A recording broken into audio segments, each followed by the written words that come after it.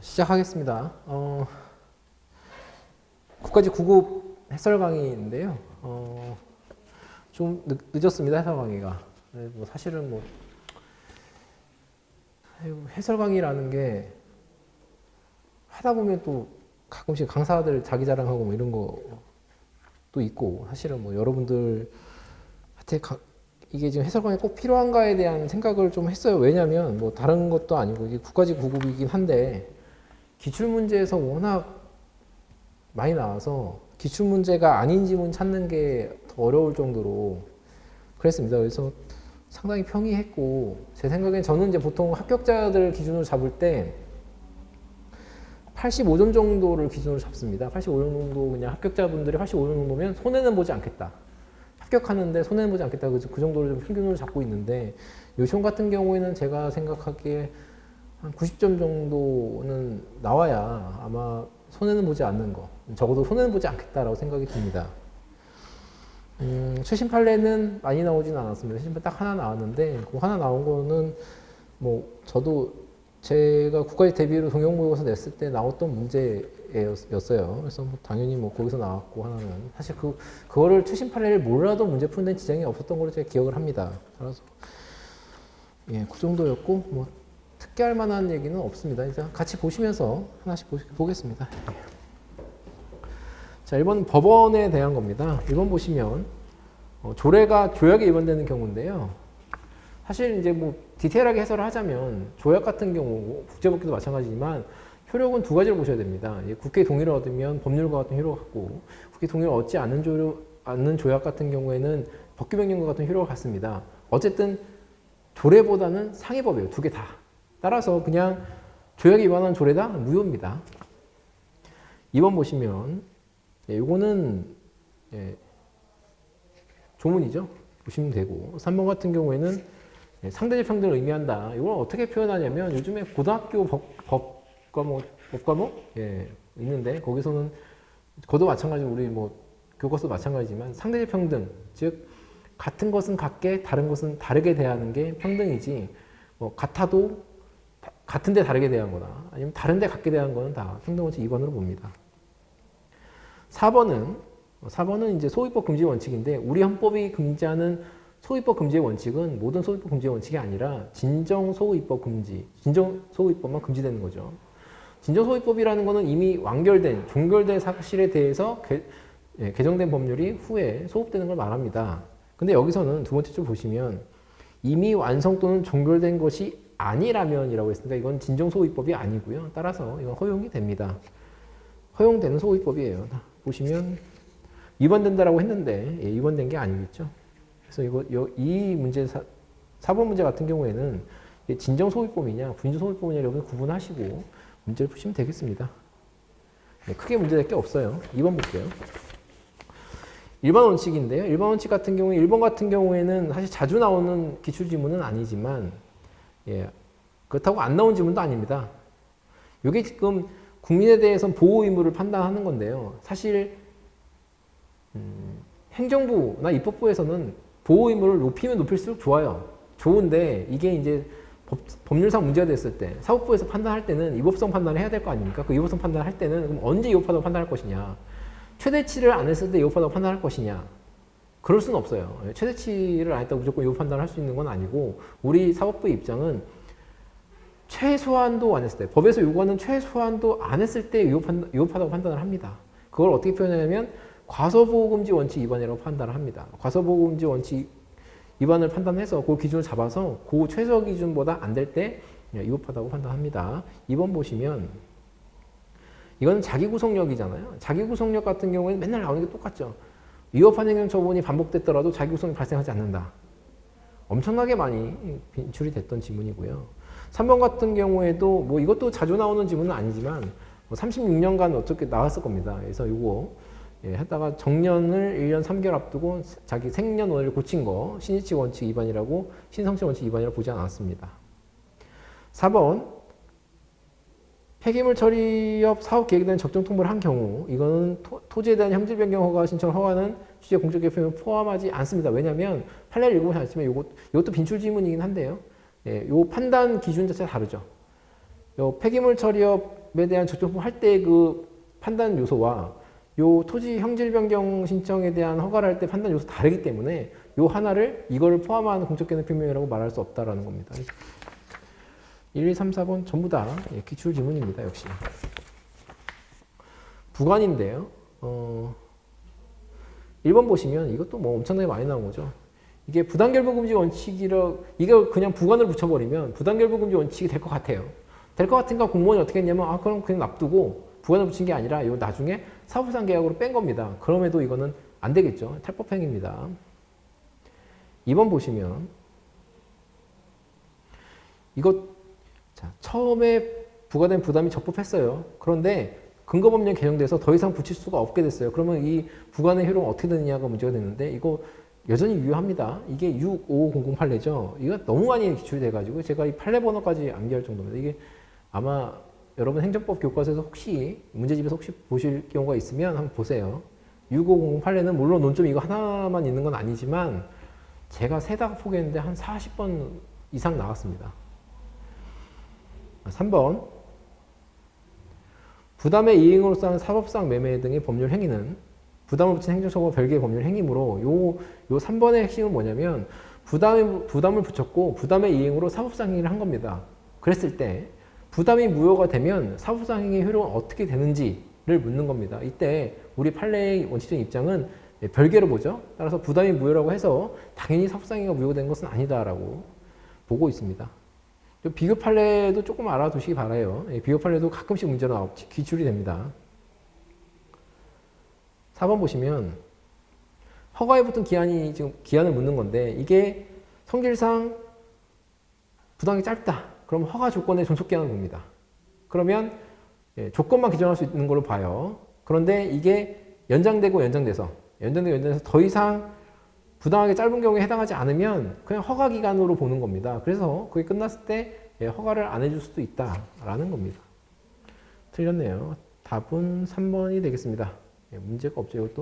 이것도 다 기출됐던 지문입니다. 아마 여러분들 이제 요 국가직 시험이 좀 어렵다고 느끼시는 분들은 기출 문제를 푸셨을 때 그 기출문제 표현만 막 외우려고 하셨으면 이게 어려우실 수 있어요. 왜냐면 그 표현과는 항상 조금씩은 다르게 나오거든요. 근데 묻는 거는 정말 많이, 한 95% 이상은 다 기출했던 지문입니다.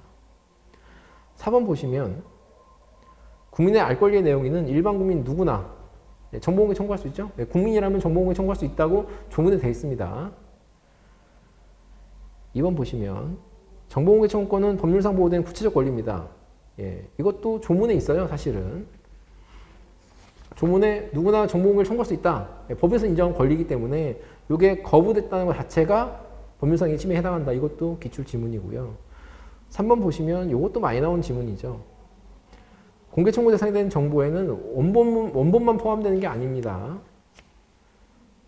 4번 공공기관이 보유 관리하고 있지 아니한 경우에는 정보공개 거부 처분의 시솔과 법률상 이익이 없죠. 이 말은 내가 어떤 행정청에다 정보공개 줘라고 청구를 했을 때 얘가 정보가 없어요. 만약에 제가 소송에서 이겼습니다. 볼 수 있습니까? 볼 수 없잖아요. 소송할 이유가 없다라는 얘기입니다. 쉽게 말해서. 이것도 뭐 다 기출됐던 지문입니다. 5번 공법상 계약에 관한 겁니다. 자, 1번 같은 건 좀 중요합니다. 중요한데 이것도 이제 이미 기출됐던 건데 뭐가 중요하냐면 판례를 여러분 좀 암기하고 계실 게 있는데 공법상 계약의 해지는 보통 그거는 처분이 아니라고 보는 게 이제 원칙적인 이제 흐름이에요. 원칙적으로 판례는 공법상 계약의 해지도 해지를 처분을 보지 않습니다. 그래서 그걸 다투려면 당사소송으로 우리가 다투게 하고 있어요. 그런데 판례가 예외적으로 그 공법상 계약의 해지를 처분으로 본 판례가 몇 개 있습니다. 그럼 문제가 된 게 뭐냐면 공법상 계약을 해지했을 때 그럼 언제는 처분이고 언제는 그냥 계약에 따른 걸로서 당사소송으로 가고 언제는 처분으로서 한 곳으로 가냐 이걸 구분하는 게 문제가 되는 거예요. 그때 판례가 어떻게 했냐면 그 관계법령을 기준으로 판단한다라는 게 판례 입장입니다. 그때 보시면 행정청이 법률관계를 일방적 의사표시 종료시켰다. 그럼 이게 과연 처분인지 아니면 계약에 따른 건지 꼭 어떻게 판단할 거냐라고 했을 때 두 번째 줄에 보시면 행정처분이라고 단정할 수는 없고 관계법령을 가지고 개별적으로 판단한다는 게 판례의 원칙적인 입장입니다. 그래서 처분으로 본 판례도 있고 처분이 아니라고 본 판례도 있어요. 자, 2번 보시면 지방 계약직 공무원에 대한 보수삭감은 이거 처분으로 봅니다. 3번 보시면 중소기업 정부와 지원사업에 대한 지원금 출연 협약의 해지, 환수통보 처분이 아닙니다. 이거. 4번 보시면 계약직 공무원의 채용계약 해지는 그냥 계약에 따른 거기 때문에 처분이 아니에요. 처분이 아니기 때문에 당연히 침체 처분으로서 사전통 이유 제시도 해야 되고 그거 안 된다는 얘기예요. 따라서 답은 3번입니다. 3번인데 해설을 보시면 3번의 해설에서 비교 판례를 보시면 이게 BK21 사업협약 해지 통보가 나오잖아요. 이거 처분입니다. 그러니까 공법상 계약인데 요걸 처분으로 한 게 이제 요 대표적인 게 비교 판례에 있는 거. 요거 말고 최근에 기출된 건 뭐가 있냐면 산업단지에 대한 입주계약 해지를 처분으로 본 판례가 있습니다. 그래서 두세 개 정도는 여러분들이 암기하고 계셔야 됩니다. 그래서 그게 더 중요합니다. 사실은 공법상 계약에서는 그 부분이 제일 중요한 것 같아요. 자, 그렇습니다. 근데 여기서 다 기출된 지문이지 여기서 새롭게 만들어진 지문은 없습니다. 5번도. 6번 보시면 인허가 의제에 대한 거고 이제 여기서는 주택건설 사업계획에 대한 승인이 나왔는데요. 이것도 이제 인허가 의제의 대표적인 판례 2018년도 판례죠. 이게 그때 대표적인 판례이고 아마 행정법 공부하신 분들은 공부를 하셨을 겁니다. 자, 주택건설 사업계획 승인권자가 도시군관리계획 결정권자 협의를 거쳐서 주택건설 사업계획에 대한 승인을 하면 뭐가 의제되냐면 도시군관리계획 결정이 이루어지면서 의제된답니다. 그러니까 인허가 의제에서 이게 의제된다는 얘기예요. 그렇다면 이런 협의 절차와 별도로 그럼 이 협의에서 별도로 국토이용계획에 대한 도시군관리계획의 절차를 거쳐야 되느냐를 묻는 겁니다. 그래서 우리가 인허가 의제를 공부하실 때 절차는 집중된다고 배우셨을 거예요. 절차가 집중되기 때문에 주된 인허가 절차에 대한 절차만 거치면 되고 의제되는 인허가에 필요한 절차는 거치지 않는다라고 여러분 공부하셨을 겁니다. 따라서 이 경우에도 의제되는 주민 의견 청취 절차 거칠 필요가 없겠죠. 2번 보시면 그 건축의 허가권자는 첫 번째 줄에 국토계획법령의 개발행위 허가 기준을 확인하여야 하므로 개발행위 허가가 의제되는 건축 허가 신청, 그러니까 인허가 의제가 되는 건축 허가 신청인데요. 거기에 있을 때 인허가 의제가 되는 그 기준에 부합하지 않으면 허가권자는 이를 거부할 수 있다. 요거는 아마 여러분이 못 보신 판례일 겁니다. 아마 요것도. 사실은 1번 같은 경우에는 기출이 됐거나 아니면 제가 예상 문제를 만든 거에 있을 겁니다. 1번은 제가 2018년도 이게 너무 중요해서 인허가 의제에 대한 판례가 2개가 너무 중요해서 만든 문제가 있거나 아니면 기출된 게 있을 겁니다. 근데 2번은 여러분들이 생소했을 거고 아마 생소했으면 문제 푸실 때 한번 세모 치고 넘어가셨을 겁니다. 3번 보시면 요거는 너무 유명한 거죠. 인허가 의제제도를 준 취지가 심사를 배제하려는 게 아니라 절차를 집중해서 시간적, 절차적인 그런 비용을 줄이는 거죠. 자, 4번 보시면 4번도 크게 여러 번 보셨을 건데 너무 중요하니까 두 번째 줄 보시면 의제된 인허가 시설을 구해야 합니다. 그러니까 의제된 인허가의 효력을 묻는 거예요. 의제된 인허가는 일반적인 보통의 인허가와 동일하게 보기 때문에 의제된 인허가를 다투고자 하는 사람은 그 의제된 인허가를 다퉈라 라는 겁니다. 따라서 의제된 인허가의 취소를 구해야 하는 것이고 주된 처분인 주택건설 사업계획 승인 처분과 별도로 항고 대상이 됩니다. 요거 알아주시면 될 것 같아요. 여기서는 2번 말고는 다 보셨을 건데 그런데 이 정도 문제는 푸실 수 있을 거라고 생각합니다. 왜냐하면 이게 너무 중요한 판례이기 때문에 맞추셨을 거라 좀 믿어요. 저한테 배우지 않으셨어도 저한테 배우신 분들은 당연히 맞추셨을 겁니다. 이 판례는 제가 예상 문제도 많이 만들어가지고 7번 보시면 취소 심판의 청구가 이유가 있을 때 인정할 수 있는 경우 그 재결을 묻는 건데요. 제가 재결이 어떤 게 나오느냐는 항상 알아두셔야 되는데 사실 이 부분에서는 기출지문이 뭐가 있냐면 요즘 취소 심판에 대한 인용 재결은 지금 3가지가 있어요. 취소 재결, 변경 재결, 변경 명령 재결 3개가 있고 취소 명령 재결은 옛날에 있었는데 취소 명령 재결은 지금 없어졌습니다. 그래서 이 취소 명령 재결이 몇 번 기출이 된 적이 있습니다. 자, 보시면 취소 재결 1번에 그 3번에 변경 재결, 4번에 변경 명령 재결. 이 세 가지가 인정되고 처분할 것을 명한 재결은 아예 요거는 사실은 오지문으로 처음 만드신 건데 사실 뭐 문제 푸는 데는 전혀 지장이 없으셨을 겁니다. 명하는 재결은 이행 재결이기 때문에 의무이행 심판에서 인정이 되겠죠. 8번 보겠습니다. 1번 일반적으로 공무원이 필요한 지식을 갖추지 못하고 법규의 해석을 거르쳤다면 과실이 있습니다. 제가 사실은 이걸 강조한 게 아니라 해설 1번을 보시면 제가 두 가지 다 알고 계시라고 제가 말씀을 드렸어요. 수업 시간에는. 제 미주친 부분 관계법규, 필요한 지식 이 두 가지가 여러분이 공무원이 되면 관계법규와 필요한 지식을 갖추셔야 됩니다. 만약에 갖추지 못했다면 여러분은 과실이 있는 거예요. 처분했을 때.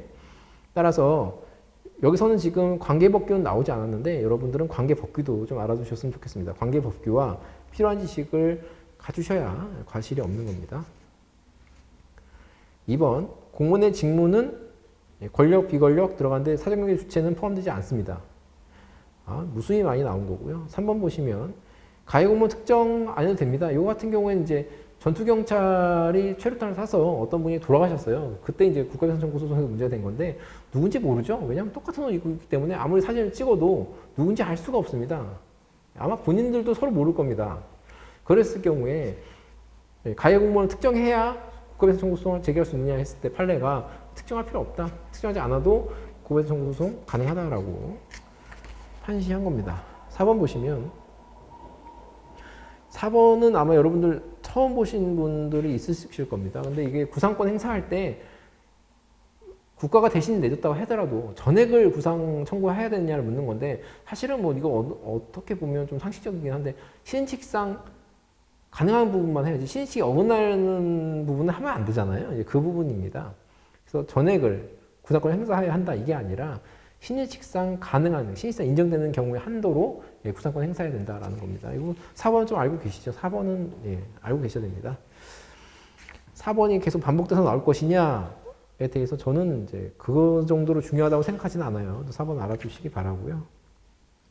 무조건 전액은 아니다 이렇게 정리하시면 될 것 같습니다. 뭐 나머지 1번, 2번, 3번은 이미 기출된 부분이고요. 문제 푸는 데는 지장이 없었습니다. 4번은 모르셔도. 9번입니다. 기억은 뭐 나올 게 나온 건데요. 이게 지금 기억에 대한 거는 판례가 어떻게 나오냐면 주저력 내 해서 이게 내부적 성립 요건 그리고 외부에 대한 표시 외부적 성립 요건. 근데 외부적 성립 요건은 행정청이 마음대로 변경하지 못하는 그 시점을 고정하는 그런 역할을 한다라는 건데 여기서는 외부에 표시돼요. 행정청이 자유롭게 취소 처리할 수 없는 구속을 받게 된 시점에 대한 처분이 성립하고 외부적 성립 요건에 대한 거예요. 내부적으로 성립하고요. 그 다음에 내부적 성립하면 그 다음에 외부적으로 표시하게 되겠죠. 그러면 그때 완전히 성립하게 됩니다. 그때 그 외부적 성립 요건 외부에 표시된 행정청이 자유롭게 처리할 수 없는 시점에 처분이 성립한다. 그렇습니다. 그리고 그 성립 여부는 공식적인 방법으로 외부에 표시했는지 여부 기준으로 판단한다. 그리고 외부에 표시하고 나서 그게 이제 도달되면 효력이 발생한다. 이렇게 해서 그 내부적 성립 요건과 외부적 성립 요건 그 두 가지 합쳐지면 처분은 성립하고 그 외부적 성립 요건이 되는 시점에서 더 이상 취소 처리할 수 없고 그리고 상대편에 당사자에게 도달하면 처분의 효력이 발생한다라고 이해하고 계시면 될 것 같습니다. 니은 보시면 이거는 이제 제재 사유의 승계죠. 제재 사유 승계는 안 되는 경우만 여러분들이 이제 암기하시면 되고 다 된다고 생각하시면 문제 푸시면 됩니다. 이것은 마찬가지로 양도인에게 사유가 위법 사유가 있다면 양수인에게 제재 처분할 수 있다라는 거고요. 그냥 된다라고 생각하시면 문제 푸시면 되고요. 특별히 문제는 없습니다. 이게 제재 사유 승계되는 거는 그냥 대부분 다 됩니다. 대부분 다 되기 때문에 일일이 하나씩 다 암기하는 게 무의미합니다. 안 되는 걸 여러분이 암기하셔야 돼요. 자, 디귿. 주택 재건축 조합에 대한 조합 설립 인가 처분이 행해진 후에는 그러면 조합 설립 인가 처분은 이게 강학상 특허입니다. 특허예요. 조합 설립 결의의 하자를 이유로 조합 설립 무효를 주장하려면 조합 설립 결의의 하자를 이유로 조합 설립의 무효를 주장하려면 조합 설립 인가 처분 그러니까 특허의 취소 또는 무효 확인을 구한 소송으로 다투어야 하고 따로 확인의 소를 제기할 수 없습니다. 처분이 이루어지면 요거는 이제 처분으로 가는 절차에 불과해요. 따라서 소위 대상을 처분으로 잡고 절차에 하자 다투어야지 그것만 확인 소송으로 그거를 다툴 필요는 없다. 할 수 없다라는 겁니다. 리을 보시면 요 리을 같은 경우에는 제가 이제 요거 같은 경우는 해설 보시면 알겠지만 요건 항상 제가 이제 강의를 할 때 두 개를 좀 잘 보라고 대비해서 보라고 제가 강의를 했습니다. 따라서 요거는 과징금 부과 처분을 하고 감면 처분까지 나온 거예요. 그래서 금액은 언제 결정되냐면 감액 결정에서 최종적으로 이 사람이 내야 될 금액이 결정됩니다. 그럴 때는 이게 가행정행위처럼 돼가지고 선행처분은 없어지고 이제 후행처분만을 가지고 소위돼서 된다. 이제 최종 처분만 가지고 다툰다라고 제가 말씀을 드렸고 비교 판례는 어떤 거냐면 과징금 부과 처분을 하고 후행처분이 감액처분이 나온 게 아니라 감액처분이 안 나왔어요. 기각이 된 거예요. 감액처분 했는데 그게 기각됐어요. 그러면 이 사람은 무엇을 다툴 수 있냐면 야, 나 왜 감액 안 시켜주냐 해서 그 후행처분만을 다툴 수도 있고 아니면 선행처분에서 금액이 결정됐기 때문에 선행처분에 대한 그 금액이 잘못됐다라고 해서 두 개 다 다툴 수 있다는 얘기입니다.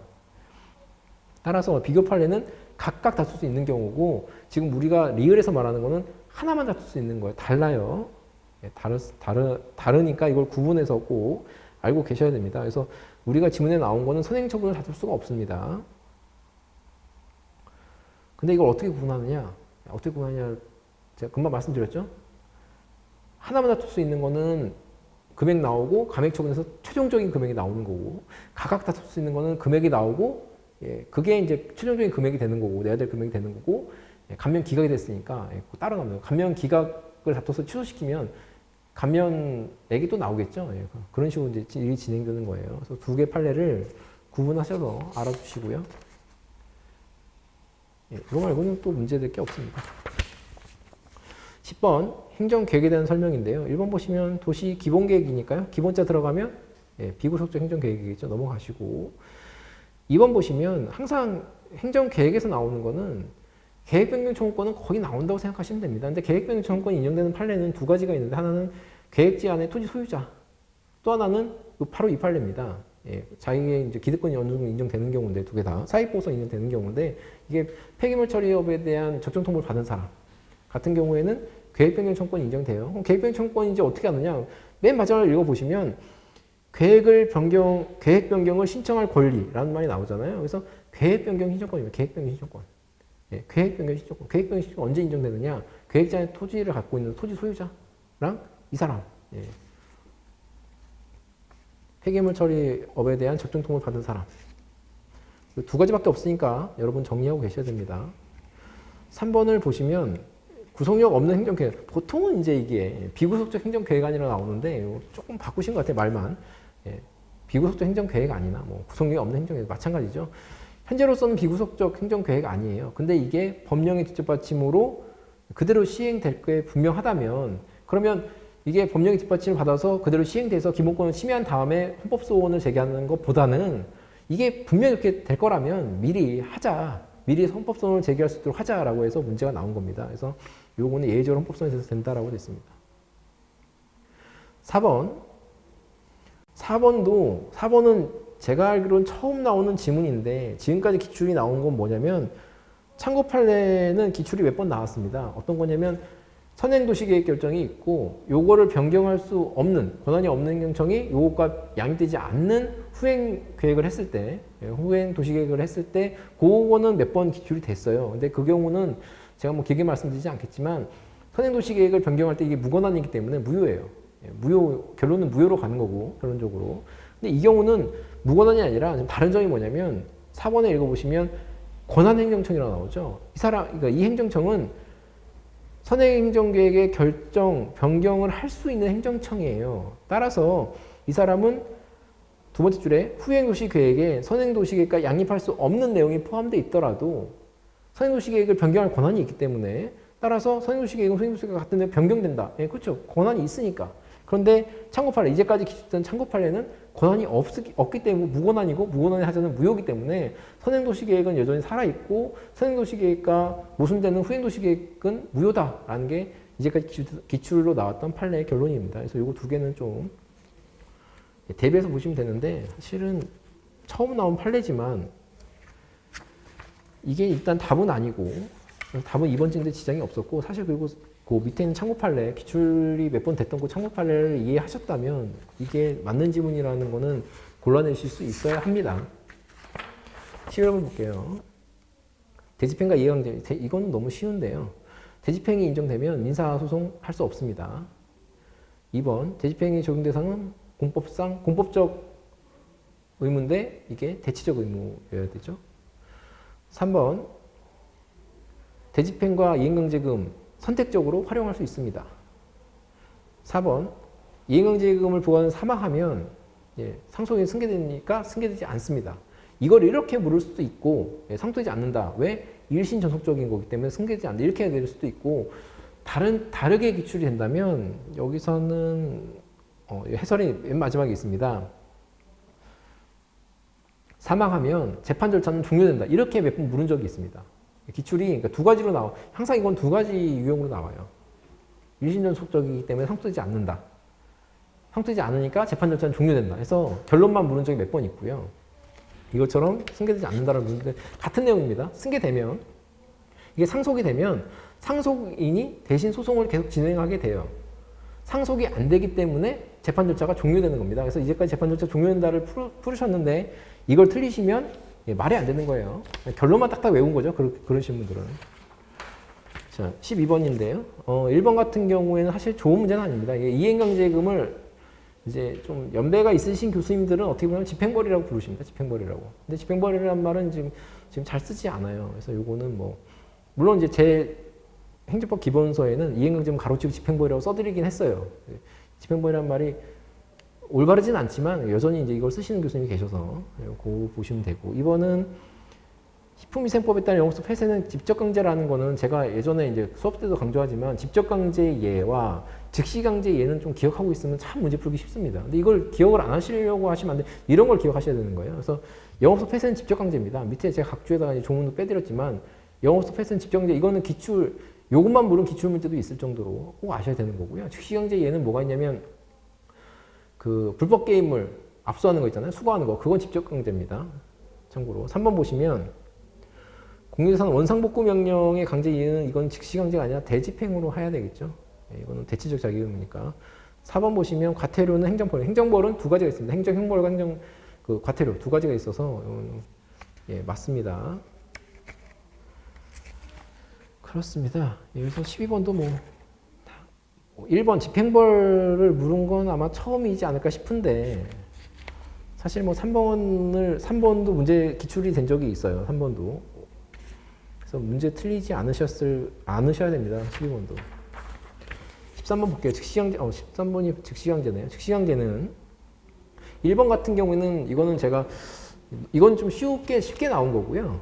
이건 쉽게 나온 겁니다. 1번 지문 같은 경우 항상 영장주의 적용이 항상 되는 건 아닙니다. 판례가 두 개가 있다고 제가 말씀드렸어요. 이게 대법원 판례와 헌법재판소 판례가 약간 다른데 대법원 판례는 영장주의가 적용되지만 이런 경우는 예외다라고 뺀 판례가 하나 있고 예외로 뺀 판례가 하나 있고 헌법재판소는 즉시강제에는 영장주의 적용되지 않는다라고 이제 원칙적으로 이렇게 말한 판례가 있습니다. 결론은 큰 차이가 없는데 좀 논리가 좀 다르죠. 그래서 제가 수업 시간에는 보통 요거 1번에 대한 거를 이제 많이 말씀을 드렸어요. 2번 같은 경우에는 행정상 즉시강제는 집정자 달리 행정상 강제집행에 해당하지 않는 행정상 강제집행에는 대의직강 네 가지가 있고요. 행정강제가 있고 즉시강제가 있는 겁니다. 두 개의 차이점은 구체적인 의무 부과가 있는지 없는지를 기준으로 판단합니다. 3번 여기 나왔네요. 이게 불법 게임물 수거는 이거 즉시강제의 대표적 예인데 이거 좀 암기하시죠. 영업소 폐쇄는 직접강제 예. 게임물에 대한 수거 폐지는 즉시강제의 예라고 알고 계시면 될 것 같고요. 4번 보시면 최소한으로 시해야 된다. 이거는 비례 원칙입니다. 당연히 비례 원칙이라는 게 헌법상 원칙이기도 하기 때문에 모든 행정작용에 다 적용됩니다. 행정작용뿐만 아니라 모든 국가적에 다 적용되는 원칙이죠. 따라서 맞습니다. 해설이 있는데 OX가 좀 빠졌네요. 이건 제가 또 고쳐야 되겠네요. 그리고 이거 제가 배포한 자료를 가지고 지금 해설을 하는 거라 이거는 제가 고쳐가지고 다시 업로드를 하겠습니다. 넘어갈게요. 14번입니다. 요게 14번이 요게 지금 여러분들한테 니은과 디귿을 잘 모르실 겁니다. 여러분들 아시는 분들 있을 거예요. 아시는 분 있는데 요게 디귿은 아시는 분도 있을 수 있고, 니은은 아마 처음 나오지 않았나 싶어요. 그래서 니은 디귿이 좀 생소하실 건데, 그래도 기역과 리을은 반드시 아셔야 되는 판례고요. 기역과 리을을 여러분들이 아신다면 답 찍는 데는 전혀 지장이 없었어요. 기역부터 볼게요. 개인정보 자기 결정권의 보호 대상이 되는 개인정보는 공개된 개인정보 포함합니다. 여러분들 연예인들이 네이버에 나이나 뭐 학력 같은 거 있고 뭐 자기 뭐 남편 누구다 이러는데 언제든지 자기가 신청해서 수정해달라 내지는 뭐 내 나이에 고쳐달라 맞게 고쳐달라 내지는 내 키를 고쳐달라 이렇게 할 수 있습니다. 그래서 공개된 개인정보 포함합니다. 됐고요. 니은 디귿은 좀 이따 볼게요. 리을 보시면 주민번호가 불법적으로 유출됐을 때 이거 변경 신청권 인정됩니다. 이거는 왜 중요하냐면 이건 거부 처분 때문에 중요한 거예요. 주민번호 변경 신청했는데 거부한다면 거부 처분으로서 소송으로 다툴 수 있습니다. 리을은 참 중요한 판례예요. 그래서 기역과 리을이 맞다면 보세요. 기역과 리을 다 있는 게 뭐가 있니? 4번 말고는 기역과 리을이 들어가 있는 게 없어요. 그렇잖아요. 4번 말고는 기역 리을이 다 같이 있는 건 4번 말고는 없어요. 그러면 4번 찍고 넘어가셔도 돼요. 사실 니은 안 읽고. 그렇지 않습니까? 이게 생소하더라도. 너무 그래서 만약에 기억 내가 아는 거네. 니은 모르네. 디귿 또 모르네 하고 막 멘붕 오면 이러면 안 됩니다. 끝까지 풀어보고 소거법을 푸실 수 충분히 있어요. 그래서 이것도 니은 디귿이 좀 생소해도 풀 수 있는 문제였다. 그래서 니은 보시면 이미 공개된 개인정보를 정보주체 동의가 있었다고 객관적 인정된 범위 내에서 처리를 할 때는 별도의 동의는 불필요하다 보호하고 그렇습니다. 예. 이미 공개된 개인정보인데 동의가 있었다고 객관적으로 인정된 범위 내에서는 객관적으로 인정된다. 동의가 있다고 객관적으로 인정된다면 별도의 동의 필요 없고요. 별도의 동의를 받지 않았다고 해서 위반하고 볼 수 없다. 맞습니다. 이거는 뭐 맞지만 여러분들 아마 생소했을 거고. 디귿 보시면 개인정보 처리 위탁에서 수탁자는 그러니까 개인정보 처리를 그 사람이 직접 하는 게 아니라 남한테 네가 좀 처리해달라고 넘기는 거죠. 수탁자는 정보 제공자의 관리 감독 아래 위탁받은 범위 내에서만 개인정보를 처리하게 되지만 위탁자로부터 당연히 대가를 지급받겠죠. 나 대신 네가 개인정보 처리해라 이렇게 넘겨주는 거니까 당연히 대가를 받을 겁니다. 대가를 지급받는데 대가를 받을 뿐이지 개인정보 처리에서 독자적인 이익은 없죠. 왜냐면 이 사람은 얘 대신 개인정보를 처리해주고 그 대가만 받으면 되는 거, 돈만 받으면 되는 거지. 얘가 여기에 대해서 독자적인 이익이 없는 겁니다. 그래서 이 부분이 틀렸네요. 사람들이 해당하지 않습니다. 그래서 디귿은 틀렸습니다. 그래서 이 부분은 기역과 리을은 틀리시면 안 되는 겁니다. 기역과 리을은 반드시 아셔야 되는 판이기 때문에 기출도 많이 됐고 그래서 이 부분은 이 문제는 좀 생소했어도 맞추셔야 되는 문제다.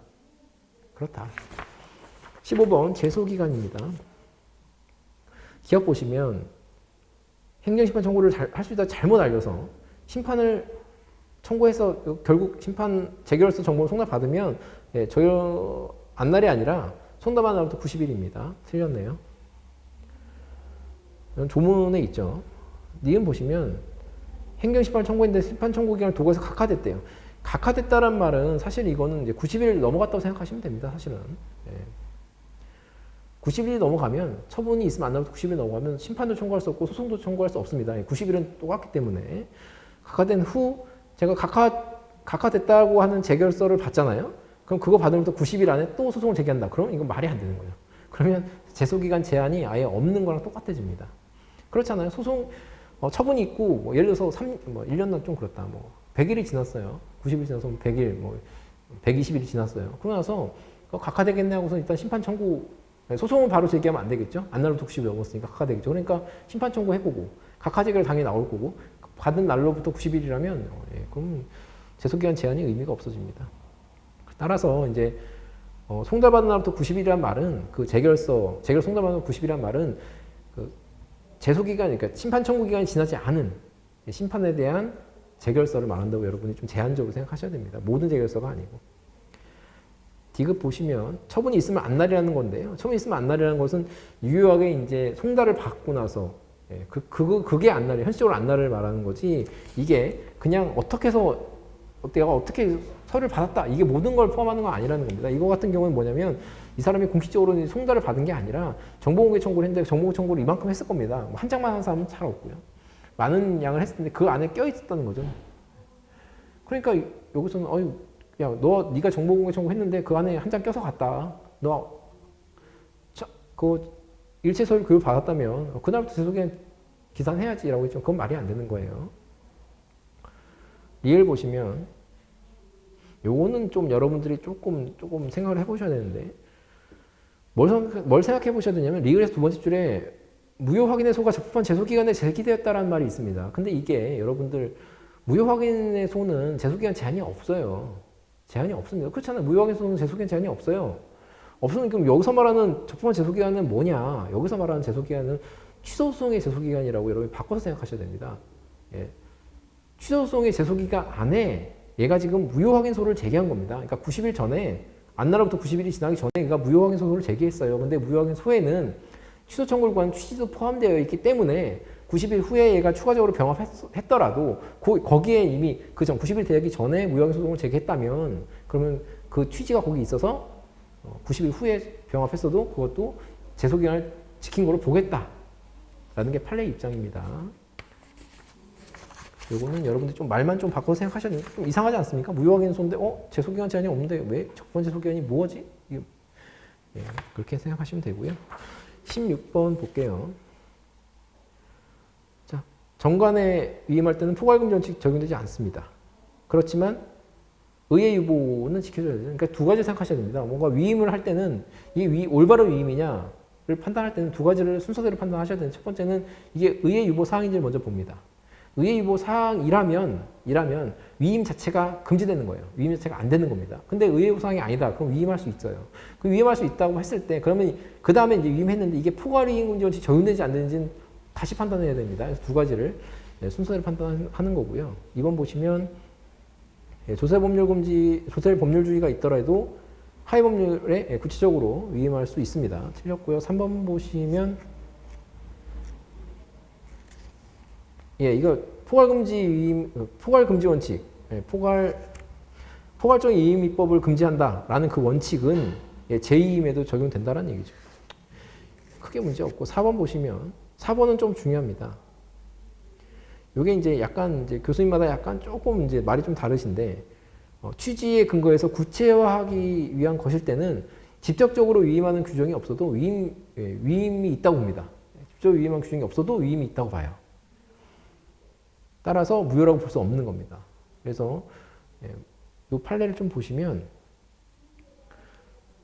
해설 4번의 세 번째 줄 해석상 가능한 것을 명시한 것을 지나지 아니하거나 해석상 가능한 것 또는 구체화하기 위한 것 두 가지입니다. 해석상 가능한 거, 구체화하기 위한 것일 때는 모법에 직접 위임하는 규정을 두지 않았다 하더라도 위임이 있다고 보기 때문에 무효는 아니다. 이렇게 판단합니다. 그래서 이거는 조금 알아두시기 바라요. 중요합니다. 이거는. 근데 이것도 기출된 적이 없느냐 있습니다. 여기서도 대부분 이 정도는 2번이 기출되지 않은 것 같은데 그래도 속어법으로 풀 수 있으셔야 되겠죠. 17번 원고 적격입니다. 기업 같은 경우에는 외국에 거주하고 있는 외국인입니다. 그때 사증 발급 거부에 대해서 소송 제기할 수 없습니다. 요건 제가 왜 중요하게 생각하냐면 사실 밑에 비교 판례도 여러분들이 보셔야 되겠지만 국가직 7급인가에 국내에 있는 외국인이 이제 사증 발급 거부 처분에 소송을 제기했을 때 이게 원고 적격 인지된다 안 된다 이게 문제 기출이 나온 적이 있는데 그게 이제 좀 어이가 없었던 게 그 판례에 그게 주된 논쟁이 아니었어요. 그 판례는 지금 요 기억에 있는 사람이 소를 제기한 거였습니다. 근데 이게 나온 게 아니라 뜬금없이 그 판결 이후에 있는 게 나온 거예요. 국내에 있는 외국인은 사증 거부 처분에 소를 제기할 원고 적격이 있다.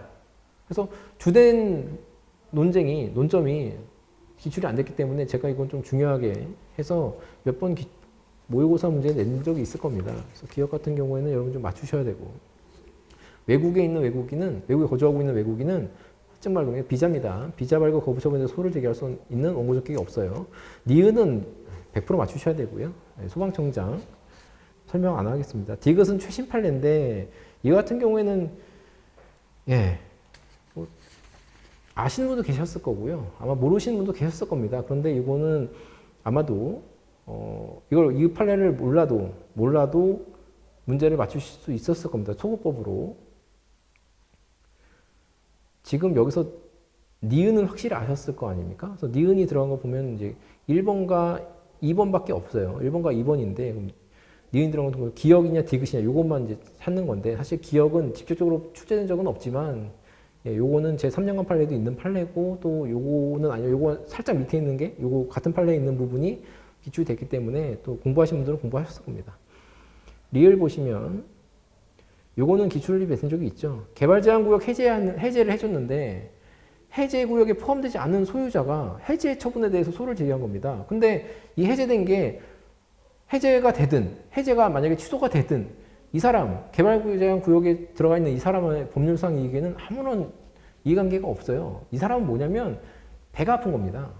왜 옆 사람만 풀어주느냐, 왜 그린베트스 왜 풀어주느냐. 그래서 소를 제기한 건데 얘가 풀리든 안 풀리든 그 사람과는 아무 상관이 없지 않습니까? 그래서 원고적격 인정되지 않습니다. 이거는 몇 번 기출이 됐던 겁니다. 따라서 리을은 들어가면 틀립니다. 리을은 들어가면 틀리는 거고 기억니은 디귿 중에 고르셔야 되는 거고 예, 아무래도 만약에 틀리셨다면 1번을 찍어서 틀린 건 제가 인정을 하는데 3번이나 4번 찍어서 틀렸다 그러면 이건 이해가 되지 않습니다. 그리고 해설 기억에 있는 비교 판례는 좀 잘 봐두시기 바라요.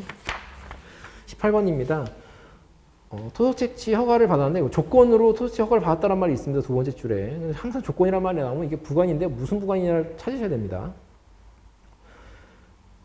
조건이 법령에 근거 없던 이유로 이행하지 아니하였고 민원을 제기하자 공사중지 명령을 했다. 공사중지 명령이라는 걸 봐도 여러분들이 기출 지문이 생각나셔야 돼요. 왜냐하면 제가 거부 처분이 나오면 항상 제일 중요한 게 법령상 신청권은 사실 중요하지 않고요. 조리상 신청권 되게 중요합니다.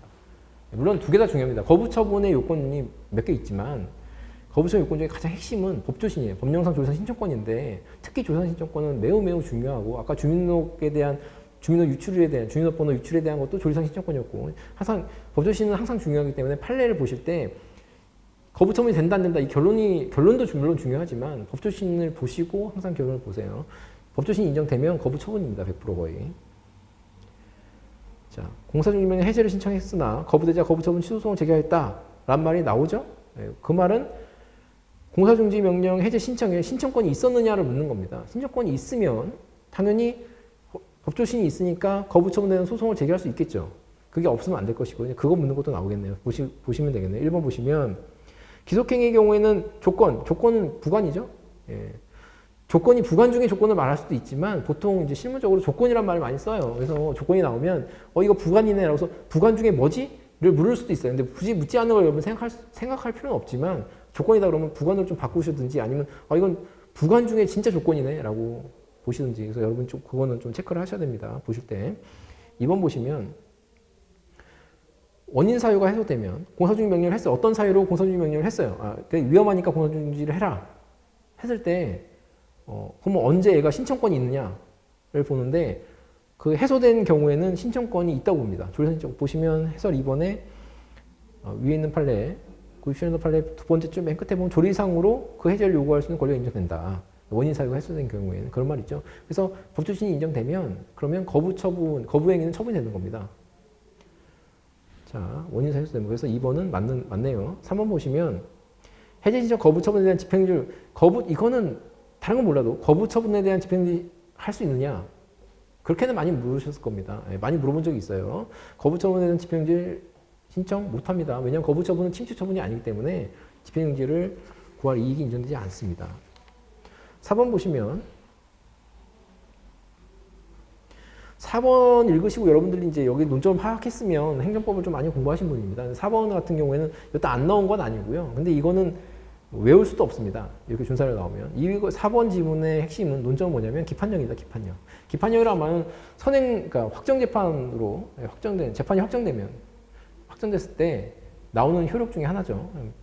우리가 이제 주로 배우는 건 기판력과 기속력이 있는데 여기서는 기판력 물었습니다. 기판력은 전소에서 판단된 주문 판단은 기판력이 발생하기 때문에 후소에서 그대로 후소를 구속한다는 겁니다. 내용적 기준이 된다라는 얘기예요. 쉽게 말해서. 근데 여기서는 보시면 공사중지 명령 취소소송에서 패소해서 그 판결이 확정됐다는 재판이 확정됐죠. 확정됐는데 취소소송에서 패소했다는 거 보니까 공사중지 명령이 적법하다는데 기판력이 발생한 겁니다. 그러면 이게 새로운 내용적 기준이 돼가지고 후소에서 문제됐을 때 요거는 이제 그대로 인정된다는 얘기예요. 근데 그 후에 또 소송을 제기했죠. 거부처분 취소소송 또 소송을 제기했을 때 요 공사중지 명령은 적법하다고 이미 판단이 됐기 때문에 적법성을 다툴 수 없습니다. 이건 기판력에 대한 거예요. 그래서 공사중지 명령이 적법하다는데 기판력이 발생했고 후소에서 다툴 수 없습니다. 그리고 법원도 모순되는 판단을 할 수도 없어요. 당사자도 모순된 주장을 할 수 없고 전소 판결과 모순된 주장을 할 수 없고 법원도 판단할 수 없습니다. 그래요. 논점만 찾으면 쉬운데 아마 4번은 좀 난해할 수 있고 아마 근데 1, 2, 3번을 아신다면 예, 기속행위 같은 경우에 부관 붙일 수 없다. 2번 같은 경우에 공사중지명령 원인 해소되면 조리상 신청권 때문에 거부는 처분성 인정된다. 3번 거부 처분에 대해서는 침시 처분이 아니기 때문에 집행정지 할 수 없다. 이건 이미 기출이 많이 된 거거든요. 그래서 아마 소거법을 푸신 분도 있지 않을까. 네, 알고 푸시면 대단하신 거고. 잘하신 거예요. 기판력이 여러분 좀 어려워하시더라고요. 19번 볼게요. 자, 19번은 약간의 요령이 필요한데 지금 이게 개별공고 시지가 결정에 대해서 기초했던 이유로 과세처분 취소 부과적으로 한다 이렇게 나왔죠. 자 볼게요. 갑 볼게요. 1번 갑은 과세처분 있기 전에는 개별공고 시지가 결정에 취소송을 제기할 수 없다 이렇게 나오는데 그러면 여기서 1번 지문에서 묻는 거는 개별공고 시지가 결정이 처분이냐를 묻는 겁니다. 근데 우리가 여러분 하자승계는 여러분 다 암기하고 계셨을 건데 개별공고 시지가 결정과 과세처분 사이에는 하자승계 됩니까? 됩니다. 돼요. 예, 돼요. 물론 예외적으로 되는 거지 원칙적으로 되진 않아요. 그러니까 하나의 법률과를 목적으로 해서 되는 건 아니고 수위난도를 넘어가기 때문에 예외적으로 하자승계가 된다고 인정해요. 근데 여러분 하자승계가 된다라는 그 전제 조건을 좀 아셨으면 좋겠습니다. 제가 항상 말씀드리는 건데 하자승계가 된다라는 말은 두 개가 다 처분이라는 얘기입니다. 선행처분과 후행처분이 다 처분성이 인정되고 선행처분에 하자가 있는데 추수사유에 하자가 있는데 불가증이 발생했고 후행처분에는 하자가 없다. 이거는 완전히 하자승계에 있어서 전제 요건이잖아요. 따라서 하자승계에 대해서 여러분 이걸 본 게 기억이 나신다면 당연히 개별공시지가 결정도 처분성이 인정되는 겁니다. 그게 2번을 보세요. 2번 보시면 과세처분 취소 소송에서 개별공시지가 결정을 다툴 수 있다 없다 이게 나오잖아요. 그러니까 하자승계 된다는 결론을 가지고 여러분이 푸셨을 건데 이 결론을 아시는 분이라면 당연히 이거 하자승계에 나오는 거지. 하자승계에 나온다면 다 처분입니다. 예를 들어서 개통실비 있잖아요. 개통실비. 당연히 하자승계 된다는 걸 여러분 아마 거의 상식적으로 아실 겁니다. 그러면 하자승계 된다라는 걸 아는 순간에 그 4개는 다 처분성이 인정되는 겁니다. 그게 처분 중에 뭐 통지냐 뭐냐 그건 몰라도 적어도 그 4개는 처분성이 인정되는 거예요. 여기서도 마찬가지입니다. 2번을 아시면 당연히 1번도 당연히 아시는 거예요. 이게 하자승계 되네? 처분성 다 인정되네? 그렇다면 개별공시지가 결정에 대해서 소송을 제기할 수 있다라고 아실 수 있는 겁니다. 2번만 아셔도 문제 푸는 지장이 없고요. 3번은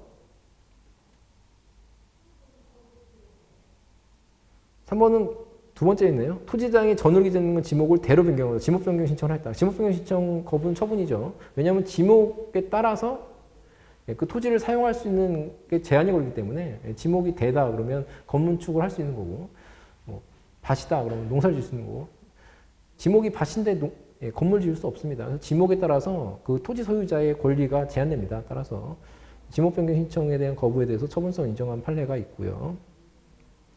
그리고 4번 토지 재량상의 소유자 명의 변경 신청은 처분이 아니라는 건 몇 번 나왔습니다. 이거 당연히 아셔야 되는 거고요. 따라서 이거는 3번은 지목 변경 신청이고 논점이 4번은 토지 소유자 명의 변경 신청 토지 재량상의 그리고 3번 4번도 많이 나왔던 거고 2번도 많이 나왔던 거고 오히려 1번을 집중적으로 묻는 건 별로 안 나왔을 건데 당연히 1번은 2번의 전제가 되는 겁니다. 20번 볼게요. 자, A도 B군이네요. 수립하셨는데 6개월 이내 기한을 정해서 할 수 있다라고 이제 재량 규정으로 되어 있네요. 그런데 시행 규칙 불령에서 불령의 1차 위반 시 2개월이라고 되어 있고 비군수는 그 행정 규칙에 따라서 불령에 따라서 영업정지 처분을 했네요. 자, 1번 갑은 영업정지 처분에 불복해서 A도 행정심판 그렇죠? 비군의 항상 행정심판은 어떻게 생각하시면 좋으냐면 상위로 올라갑니다. 항상 위로 올라가요. 그러면 비군이니까 하나 올라와서 A도 행정심판위원회에 행정심판을 청구할 수 있습니다. 2번 보시면 갑은 행정심판 청구하지 않고 취소소송을 제기할 수 있다. 지금 원칙은 임의적 행정심판 전치주의죠. 그런데 필요적 행정심판 전치주의를 취한 경우가 있어요. 근데 이제 그 해당 사항이 아니라는 걸 아시면 뭐 그냥 푸실 수 있는 거고. 필요적 행정심판 전치주의는 공무원, 세금, 도로교통에 관한 거 3가지가 있죠. 그거 암기하고 계셔야 되고요. 또 거기에 해당하지 않으니까 당연히 임의적 심판주의 원칙에 따라서 그냥 행정심판 청구하지 않고 소송 제기할 수 있다는 얘기고요. 3번 보시면 이게 시행규칙하면 여러분들 그 불령 생각하시면 돼요. 시행령은 대통령이고 시행규칙은 불령 생각하시면 되는데 불령인데 행정처분 여기서는 시행규칙은 불령이니까 행정규칙의 형식이 아니죠. 불령의 형식이죠. 쉽게 말해서 법규명령 중에 불령의 형식이죠. 그런데 내용이 이게 지금 행정처분, 제재처분 기준이잖아요. 1차 위반하면 2개월, 뭐 2차 위반하면 얼마, 3차 위반하면 얼마 이렇게 되니까 이건 제재처분 기준이기 때문에 불령 형식이지만 제재처분 기준이 내용적 제재처분 기준이라면 이거는 우리 판례는 행정규칙의 성격을 띈다고 판단하니까 그러면 여기서 틀린 거는 행정처분 기준은 법규명령의 형식이나 제재처분 기준이기 때문에 대외적 구성이 없다 이런 식으로 나와야 되겠네요. 틀렸네요. 이거는 말이 안 되는 3번은 전체적으로 말이 안 되는 거고 4번 보시면 그러니까 3번에서 묻는 거는 이제 교수님은 그걸 노리셨나 봐요. 시행규칙이랑 행정규칙 구분할 수 있니? 이걸 물으신 것 같아요. 근데 설마 그걸 틀리시지 않으셨을 것 같고 4번 보시면 갑이 소송을 제기하는 경우에는 법원은 재량 일탈하면 인정되면 예, 그렇습니다. 조문도 나와 있지만 처분인데 재량 처분인데 재량의 일탈 남용이 있다면 예, 취소할 수 있습니다. 그래서 이게 전체적으로 한번 쭉 봤는데 뭐 크게 뭐 물론 새롭게 나온 지문도 있지만 다시 한번 말씀드리지만 항상 지난 거 갖고 여러분들이 너무 후회하실 필요는 없어요. 후회하실 필요는 없는데 제 생각에는 이제 곧 이제 지방직 시험도 있지만 지방직 시험도 비슷하게 나올 겁니다. 보시면 제가 보기에는 한 95% 이상은 다 이미 풀어보신 거예요. 그런데 풀었을 때 정확하게 안 풀으셨던 분들은 새롭게 나오는 이제 말만 조금 바뀌어도 막 틀리신 분들 계신데 그런 분들은 조금 이해를 좀 높이려고 좀 노력을 하시고 그리고 만약에 이제 그런 분도 계세요. 기출문제에 대한 중요성을 모르시는 분도 계신데 이런 거 풀 때마다 항상 그걸 느끼셔야 돼요. 아, 기출문제 정말 중요하구나. 예, 기술되지 않는 지문도 있지만 소거법으로 다 제낄 수 있는 문제였고 실제로 뭐 제 카페가 저도 카페에 있지만 제 카페는 자료 백업용으로 쓰고 많은 분은 없지만 그 와중에서도 100점 맞았다고 하시는 분도 계세요. 그래서 여러분들 좀 다음 시험에서는 교훈을 좀 못 보신 분들은 교훈을 좀 삼으셔서 기출문제집을 계속 좀 반복을 하시길 바랍니다. 기출문제가 아닌 거에 대한 너무 목매실 필요는 없어요. 그거는 여유가 있으신 분들. 기출문제를 많이 반복하신 분들은 예, 창작 문제를 푸셔도 되지만 가급적이면 기출문제집 위주로 하시고 더 공부하실 건 이제 기술되지 않은 거는 이제 휴심판례 정도 공부하시면 될 것 같습니다. 예, 시험 보시는 수고하셨습니다. 예, 이것으로 해설 강의 마치겠습니다.